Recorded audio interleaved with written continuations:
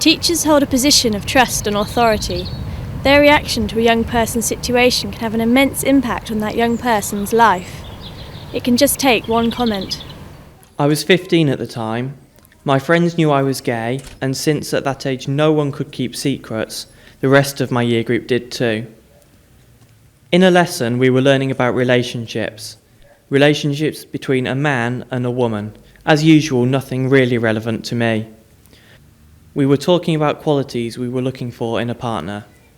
Just before we read ours out, the teacher said, "I hope there aren't any people in here that way inclined." Immediately there were whispers around the room. Whispers so loud I could hear them from the other end. I've always been the sort of person to bottle things up, but when you bottle things up, they get a lot worse. I'd always been a bubbly and lively sort of person, so my teachers started to worry about me when I got quieter and less involved. The time I dreaded every morning had arrived. 9 a.m. registration.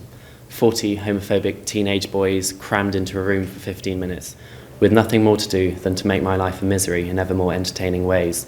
Punching, spitting, tripping, calling me a puff, queer and faggot. I could tell they were talking about me without hearing what they were saying. The pointing showed me that. My self-confidence was already awful. That comment, the whispers it caused, just made it worse. It made me feel that being gay was abnormal, and I was unnatural. Eventually I became so low I didn't know what to do or where to turn. Luckily I trusted one teacher enough to confide in her. Looking back, it was the best thing I ever did for myself, but I know it could have been very different. I put myself in a very vulnerable position, and it took me a lot of courage to do it.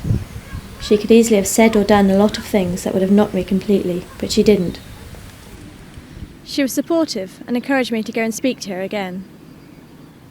There's nothing I could do about it. Who would care? Being gay was disgusting. I deserved everything I got.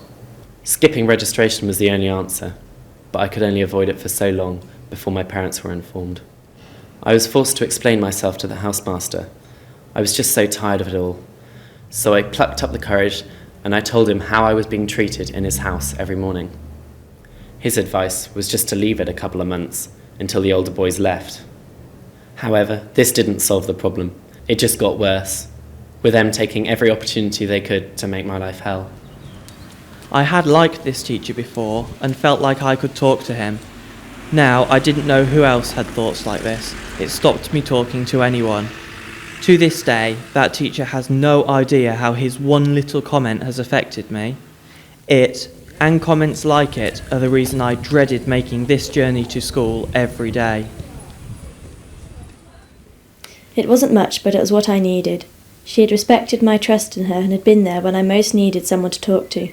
She didn't solve my problems or make the world a better place, but if she hadn't made an effort to be approachable and hadn't bothered to reassure me that I was okay, I don't know where I'd be today. There was no point in talking to any other teachers though, so I convinced my parents that the local college had a better course, and I left the school and all my friends.